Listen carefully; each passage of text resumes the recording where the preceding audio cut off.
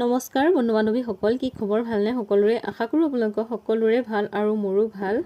আৰু পূজা চাব আহিলোঁ। বছৰৰ প্ৰথমটো পূজা গণপতি বাবাৰ হয়, আপোনালোকে সকলোৱে জানে। আৰু মইনো নাচাই কেনেকৈ থাকোঁ, সকলোবোৰ মানুহ যিহেতুকে ওলাই আহিছে আৰু আমাৰ ঘৰত কাম বন বহুত বেছি বুলি মই নাহিলে জানো থাকিব পাৰোঁ।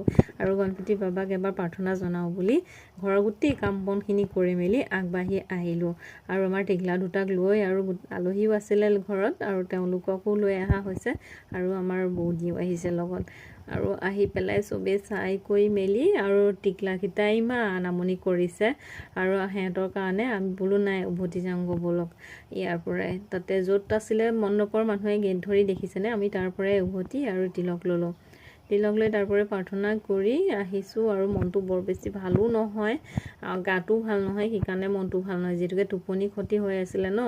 আৰু মানুহজনী সাজি কাচি থাকিলে একো যেন ধৰিব নোৱাৰে, কিন্তু মোৰ বহুত বেছি গা বেয়া আছিলে। আৰু এইফালে আহিলোঁ পুতলা চাবলৈ, এইফালে টিকলাক পুতলা, এইবিলাক পুতলা বোলে একো পচন্দ হোৱা নাই।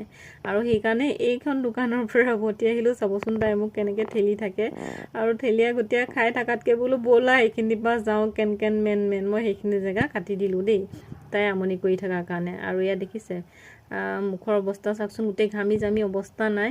আৰু এনেকৈয়ে অকণমান ভিডিঅ' ক্লিপ ৰাখিলোঁ, চাই থাকিব। চাই ভাল পালে মোৰ চেনেলটো ফ'ল' কৰি ল'ব দেই সকলোৱে।